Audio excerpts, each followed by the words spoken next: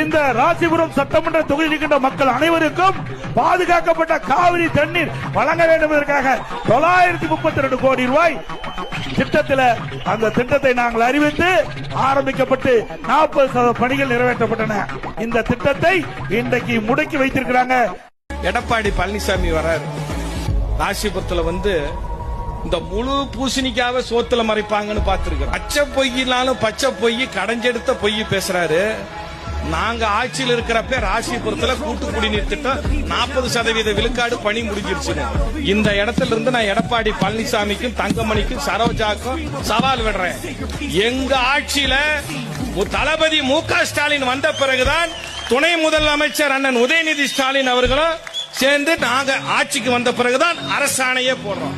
முதல்ல அரசாணையே ஆட்சிக்கு வந்த பிறகு நம்ம ஆட்சியில தான் 2021 தான் டெண்டரே கொண்டாடுறோம்.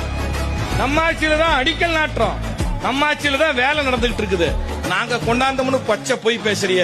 இதை நிரூபித்தால் அதிமுக ஆட்சியில் தான் நாங்கள் ராசிபுரம் கூட்டு குடிநீர் திட்டத்தை கொண்டு வந்தோம் என்று நீ நிரூபித்தால் நான் இன்றே என்னுடைய எம்பி பதவியை ராஜினாமா செய்யறேன். நீ சரியான அரசியல்வாதியாக இருந்தால் நீ எதிர்க்கட்சி தலைவர் பதவியை ராஜினாமா செய்ய தயாரா?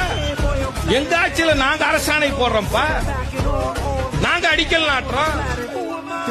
நாங்க பெத்த பிள்ளைக்கு நீ பேர் வைக்கிறியா? இது என்னையா கொடுமை?